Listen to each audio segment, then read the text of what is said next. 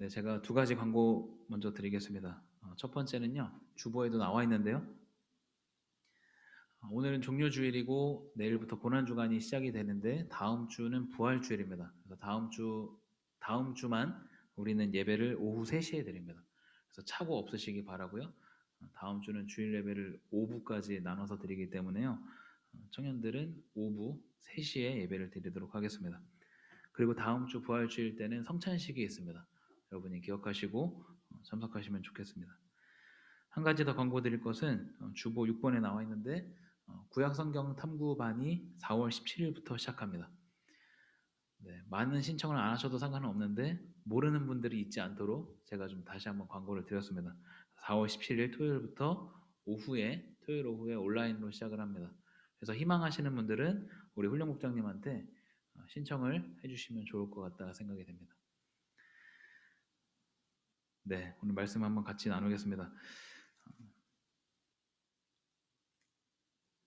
오늘 누가복음 21장 34절에서 36절 말씀을 같이 나누는데요. 제가 제목을 항상 기도하며로 정했습니다. 오늘은 종려주일입니다. 종려주일은 다른 말로 순환주일이라고 하기도 합니다. 우리가 좀 종려주일의 의미를 좀 기억할 필요가 있다 생각이 됩니다. 종려주일은 십자가 순환을 위해서 예수님께서 예루살렘에 입성하신 날을 축하하는 날입니다. 종려나무가 아름다움, 의, 승리 등을 상징하는데 그래서 예수님께서 예루살렘에 입성하실 때 많은 사람들이 종려나무 가지를 흔들면서 호산나를 외쳤죠. 그러면서 메시아로 오신 예수님을 축하했습니다. 그런데 물론 이 사람들이 예수님께서 어떠한 메시아로 오셨는지는 알지 못했습니다. 그리고 곧 십자가에서 죽임당하신다는 사실도 알지 못했죠. 그렇기 때문에 종려주일이라는 것은 축하의 의미를 담고 있지만 처음 시작은 사람들이 무엇을 축하하는지 잘 알지 못했던, 정확히 알지 못했던, 그리고 이 종려나무 가지를 흔들었던 사람들은 며칠 지나지 않아서 예수님께 돌을 던지고 침을 뱉고 욕을 했던 아이러니한 의미를 담고 있습니다. 그렇지만 주님께서 그 사람들을 위해서도 십자가를 지신 것을 우리는 기억해 볼 수 있습니다. 종려 주일이자 고난 주간을 하루 앞둔 오늘 예수님께서 무엇 때문에 고통을 당하셨는지 다시 한번 묵상해 보는 시간이 되길 원합니다. 또 본문의 말씀을 통해서 우리가 고난 주간에 취해야 될 자세는 어떠한 것들이 있는가를 같이 한번 살펴보면 좋겠다 생각이 됩니다. 오늘 본문 누가복음 21장은요. 마지막 때를 상정합니다. 마지막 때라는 걸 크게 두 가지 의미로 볼 수 있습니다. 하나는 예루살렘의 멸망에 대한 걸 마지막 때라고 이야기하고요. 또 하나는 예수님의 재림, 승천하신 예수님께서 다시 이 땅에 오시는 그 재림도 마지막 때라고 이야기합니다.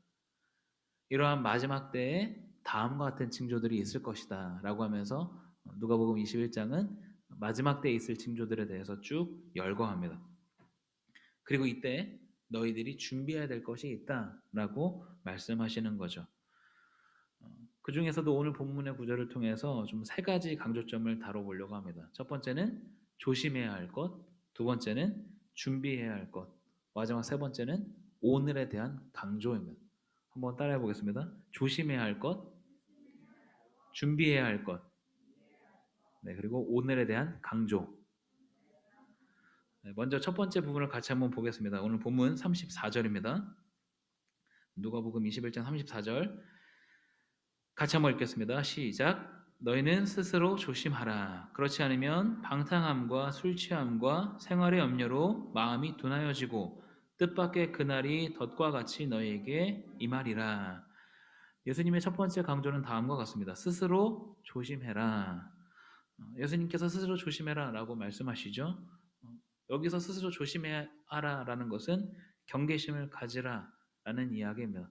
그렇지 않으면 마음이 둔해지고 마지막 때를 준비할 수 없다. 그런데 이 34절을 자세히 보면 무엇 때문에 마음이 둔해지는가를 이야기합니다. 첫 번째 방탕함, 두 번째는 술 취함, 세 번째는 생활의 염려입니다. 방탕함과 술 취함과 생활의 염려, 이것은 세속적인 삶을 말합니다. 물론 이 세속이라는 말 자체가 부정적인 뉘앙스를 갖진 않죠. 이 자체는 중립적인 의미를 갖고 있는데 본문에서 말하는 것은 세속의 세속적인 삶, 여기에서 미치는 부정적인 영향을 말하고 있습니다. 세속적인 삶을 조금 더 자세히 설명하는 비유가 있습니다. 마태, 마가, 누가복음에 모두 등장하는 비유의 이야기인데요. 네 가지 땅에 떨어진 씨 비유입니다. 지난 1월에 누가복음에 등장하는 이 비유로 청년 예배 때 같이 말씀을 나누기도 했습니다. 네 가지 땅에 떨어진 씨 비유에서는 네 가지 땅이 등장하죠. 길가, 돌밭, 가시떨기, 그리고 좋은 땅입니다. 이 네 가지 땅은 뭘 의미한다고 그랬었는지 혹시 기억나세요? 네 가지 땅은 네 가지 유형의 사람을 이야기한다라고 말씀을 드렸습니다. 그 중에서 가시떨기에 떨어진 부분을 제가 한번 읽어드리겠습니다. 마가복음 본문인데요. 또 어떤 이는 가시떨기에 뿌려진 자니 이들은 말씀을 듣기는 하되 세상의 염려와 재물의 유혹과 기타 욕심이 들어와 말씀을 막아 결실하지 못하게 되는 자요. 가시떨기에 뿌려진 땅은 어떤 사람을 이야기하는가? 말씀을 듣지만 생활의 염려, 세상의 염려, 재물의 유혹, 또 기타 욕심으로 결실하지 못하는 사람. 지난주에 욕망 전환하기라는 제목으로 재물에 대한 유혹에 대해서도 같이 다루었었는데 이러한 것들이 세속적인 삶에 해당이 된다. 로마서 본문은 이렇게 이야기합니다. 낮에와 같이 단정히 행하고 방탕하거나 술 취하지 말며 음란하거나 호색하지 말며 다투거나 시기하지 말고 이렇게 부정적인 영향을 미치는 세속적인 삶에 대해서 성경 여러 곳에서 다루고 있습니다. 세속적인 삶은 마음을 둔하게 한다. 하나님께 관심을 두기보다 세속에 깊이 마음을 쓰기 때문에 거기에 빠져서 감각을 잃게 되는 것을 이야기합니다. 네 가지 땅에 떨어진 씨 비유에서 보는 것처럼 말씀을 듣고 그에 대한 열매를 맺지 못하는 결과를 맺기도 하죠. 방탕함과 술 취함과 생활의 염려로 대변되는 세속의 삶, 이와 같은 것들에서 스스로 조심해라, 경계심을 가져라 라고 말씀하시죠. 어떻게 가능할까요? 경계심을 가져야 되면 어떻게 그것이 가능한지에 대해서도 이야기를 해야 되겠죠. 그것을 두 번째 강조점에서 이야기합니다. 오늘 본문 36절 같이 한번 읽어보겠습니다. 누가복음 21장 36절 같이 읽어보겠습니다. 이러므로 너희는 장차 올 이 모든 일을 능히 피하고 인자 앞에 서도록 항상 기도하며 깨어 있으라 하시니라. 항상 기도하며 깨어 있으라. 한번 같이 한번 해볼까요? 항상 기도하며 깨어 있으라. 네, 여기에 강조는 어디에 있을까요? 깨어 있는 것에 있을까요? 기도에 있을까요? 오늘 설교의 제목을 떠올린다면 어디에 강조가 있는지 여러분이 아실 거라 생각이 됩니다. 여기에서 기도는 수단이 아니라 목적으로 등장합니다. 다시 말해서 깨어있기 위해서 기도하라는 것이 아니라 기도하기 위해서 깨어있으라는 이야기입니다. 그래서 이 구절은 기도를 강조하고 있습니다. 깨어서 기도해라. 세속의 삶에서 벗어나 스스로 조심하고 경계할 수 있는 방법, 그것은 기도입니다. 본문은 우리가 마지막 때를 준비하기 위한 하나의 해결책으로 기도를 제시하죠. 그리고 기도하기 위해서 깨어있어라 라고 명령합니다. 놀랍지만 단순한 답, 기도에 답이 있다. 기도에 세속에 물들지 않을 수 있는 답과 비결이 있다라고 이야기합니다. 이 부분은 정말 그렇습니다. 그런데 이것은 체험을 해야 실감할 수 있죠. 기도할 때 지독하게 나쁜 습관을 고치기도 하고 나만 생각하던 이기적인 모습에서 남을 생각하는 이타적인 모습으로 바뀌어 가기도 합니다. 그리고 사람들에게 더 좋은 영향을 주는 모습으로 변해가기도 하죠. 우리 신앙에는 명명백백하게 따져야 될 것이 있고 체험해야 될 것, 실천해야 될 영역이 있고 철저히 공부해야 될 영역이 있습니다. 그 중에서 기도는 실천해야 될 영역에 해당이 됩니다. 기도에 대한 많은 책이 있고 여러 강의가 있고 가르침을 우리가 들을 수 있지만 정말 하나님 앞에서 독대하는 시간이 필요한 것이죠. 항상 기뻐하라, 쉬지 말고 기도하라. 데살로니가전서 5장 16절 17절입니다. 본문의 내용과 같은 맥을 한다 볼 수 있습니다. 기도는 어떻게 하는 게 좋은지, 무슨 기도를 해야 하는지, 유익은 뭐가 있는지 배우는 것도 물론 중요하지만 일단 하나님 앞에서 무릎을 꿇는 것, 거기에서 시작한다라는 것이죠. 제가 잠시 어부들의 이야기를 들려드리겠습니다. 여러분 한번 잘 들어보시기 바랍니다. 이 어부들이 사는 지역에는 물고기들이 굉장히 넘쳐났습니다. 비유가 아니라 실제 물고기를 이야기합니다. 그리고 그 지역이 시내와 호수들에 이제 둘러싸여 있었습니다. 어부라는 사람들은 모임을 열어서 어부로서 자신의 사명, 물고기의 풍부함, 고기 잡는 방법 등에 대해서 대화를 나누고 토론했습니다. 몇 년에 걸쳐서 그들은 아주 자세하게 고기잡이가 무엇인가 정의를 내리고 직업으로서 고기잡이를 변호하고 고기잡이가 어부들의 가장 기본적인 과업이라고 선전했습니다. 이 사람들은 계속해서 더 나은 고기잡이 방법을 연구했고 고기잡이에 대한 새롭고 더 나은 정의를 만들어갔습니다. 이 사람들은 마침내 어업본부라고 하는 크고 웅장한 건물도 지었습니다. 이 사람들이 내건 슬로건이 있었는데 모든 사람을 어민으로 모든 어민은 고기잡이를 이라는 슬로건이었습니다. 그런데 이 사람들이 하지 않는 한 가지가 있었는데 그건 뭐냐면 고기잡이였습니다. 어부를 파송하기 위해서 이사회를 구성하고 이사회는 간사를 채용하고 어업의 정의를 내리고 어업을 옹호하고 또 어떤 새로운 강을 찾아다녀야 될지 위원회를 구성하고 이랬지만 위원회 위원들과 간사들은 정작 고기잡이는 하지 않았습니다. 그때 한 젊은이가 어업의 필요성이라는 그 토론에 참여해서 열띤 토론을 한 뒤에 고기잡이를 하러 떠났습니다. 그리고 그 다음날 엄청나게 큰 물고기 2마리를 잡았고 이것을 보고했습니다. 그 다음 어떻게 됐을까요? 이 사람은 자신이 잡은 월척으로 큰 명예를 얻었고 어떻게 그렇게 할 수 있었는지 말해주기 위해서 연설을 하고 다니기 시작했습니다. 다른 어부들에게 자신의 경험을 말해주기 위해서 또 그 시간을 내기 위해서 이 사람은 고기잡이를 그만두었습니다. 그리고 경험자라는 명목으로 어업인협회 사무총장에 임명이 되었습니다. 네, 이 이야기는 미국의 존 드레셔 목사님이 꾸며낸 비유의 이야기입니다. 뭘 이야기하고자 하는 걸까요? 전도를 강조하고 중요하다고 계속해서 이야기하지만 아무도 전도하지 않는 지금의 그리스도인들을 꼬집는 내용이었습니다. 이것은 전도에 대한 가르침이지만 저는 기도에도 동일하게 적용이 된다 생각이 됩니다. 중요하고 해야 되는 걸 알지만 아무도 기도하지 않는 사태. 일단은 나만의 장소에서 하나님 앞에 엎드리는 것 여기에서 시작합니다. 실천으로 옮기지 않는다면 더 이상 기도에 대한 가르침도 무의미하다고 볼 수 있습니다. 오늘 본문은 기도의 유익 가운데에서도 세속에 물들지 않는 비결에 대해서 얘기하고 있다. 그것에 대해서도 이야기하고 있다라고 볼 수 있습니다.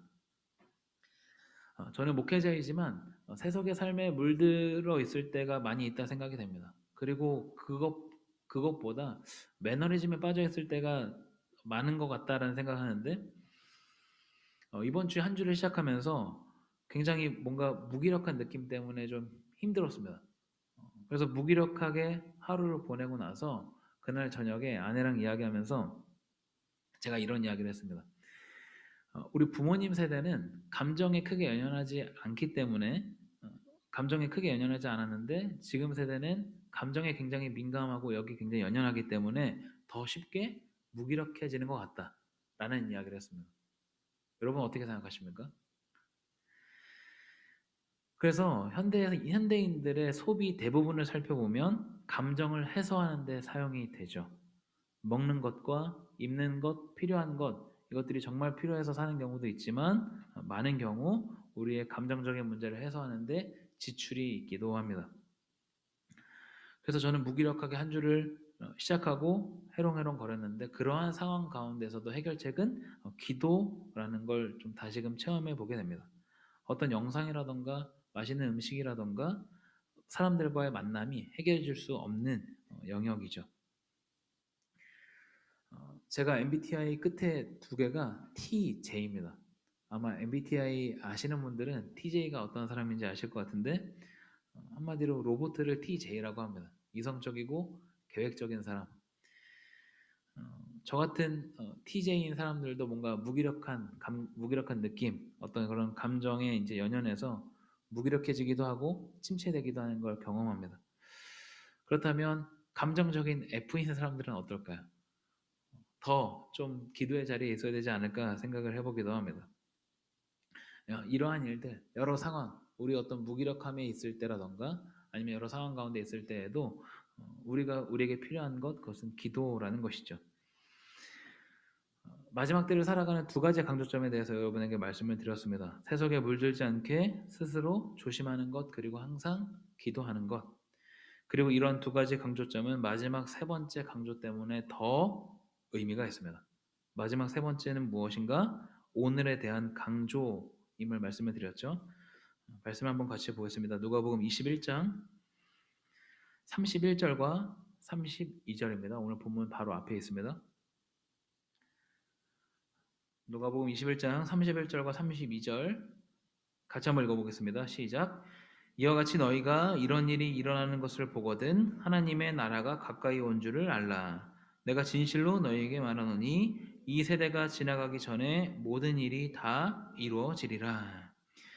오늘 본문 바로 전에 기록하고 있는 이 부분을 보면 이제 곧 종말이 올 것 같은 뉘앙스를 풍깁니다. 그런데 여기서 말하는 이 세대라는 것도 마지막 때와 마찬가지로 두 가지를 의미하는데 첫 번째는 예수님의 말씀을 듣고 있는 그 당대의 사람들을 이야기하고요. 또 하나는 마지막 때를 살아가는 우리 모두를 이야기합니다. 예수님께서 승천하신 후 다시 재림하실 때까지 예수님의 재림을 기다리는 지금이 곧 마지막 때이죠. 그리고 마지막 때를 살아가는 비결은 곧 오늘을 충실하게 살아가는 것입니다. 내일 지구가 멸망하더라도 오늘 한 그루의 사과나무를 심겠다. 누가 한 이야기일까요? 네, 많은 사람들이 스피노자라고 알고 있는 이 말은 스피노자가 한 말이 아니고요. 마르틴 루터의 묘비에 기록이 되어 있습니다. 그래서 이제 유럽이나 서구에 있는 많은 사람들은 마르틴 루터의 말로 알고 있는데 정확하게 마르틴 루터의 말이라고 하기는 어렵지만 스피노자는 확실하게 아닙니다. 그런데 이 문구에서 말하는 것은 뭘까요? 내일 지구가 멸망하더라도 나는 사과나무를 심겠다. 그만큼 나에게 맡겨진 일을 충실하게 감당하겠다라는 이야기이죠. 복음서와 다른 여러 서신서들을 보면 예수님의 재림에 대해서 굉장히 많이 이야기를 합니다. 특히 초기에 바울이 기록한 바울 서신을 보면 예수님의 재림이 곧 이루어질 거라고 생각을 하고 이것에 대해서 굉장히 많이 강조하는 걸 볼 수 있습니다. 그런데 예수님의 재림이 금방 이루어지지 않으니까 이 재림의 지연에 대해서도 강조합니다. 왜냐하면 사람들이 예수님께서 곧 오실 거라고 생각한 나머지 일도 하지 않고 될 대로 되라는 식으로 사는 사람들이 많았기 때문입니다. 그렇기 때문에 그렇게 막 살 게 아니라 주어진 하루를 최선으로 살라는 이야기를 많은 곳에서 다루고 있습니다. 특히 데살로니가 후서에 이런 유명한 구절이 있죠. 누구든지 일하기 싫어하거든 먹지도 말게 하라. 이 맥락은 열심히 일해라 라는 맥락이 아니라 재림과 관련해 가지고 나오는 가르침입니다. 지금이 곧 마지막 때라면 두 손 두 발 놓고 가만히 앉아 있을 것이 아니라 그렇기 때문에 오히려 더 나에게 맡겨진 하루를 충실하게 살아가는 것, 그것이 곧 하나님의 뜻임을 기록하고 있습니다. 그래서 앞에서 살펴본 두 가지 강조가 더 의미가 있는 것이죠. 세속에 물들지 않게 조심하는 것과 항상 기도하는 것. 이것은 나중 언젠가 해야 될 일이 아니라 바로 지금 해야 될 일입니다. 마지막 때라는 것, 그리고 고난주간의 시작이라는 것은 참 잘 맞물린다라고 생각이 됩니다. 그런데 그렇다고 해서 특별히 뭔가 더 우울하거나 침울하게 보내기보다 내가 어디에 영향을 받고 있는지 돌아보고 기도에 조금 더 집중하는 시간이 되면 좋겠다 생각이 됩니다. 모든 부분에 기도하는 일, 거기에서 우리의 삶은 다시 새롭게 출발하게 됩니다. 하나님과 더욱 동행하는 고난 주간 가운데 하나님과 더욱 동행하는 우리 SDY가 되기를 간절히 소망합니다. 함께 기도하겠습니다.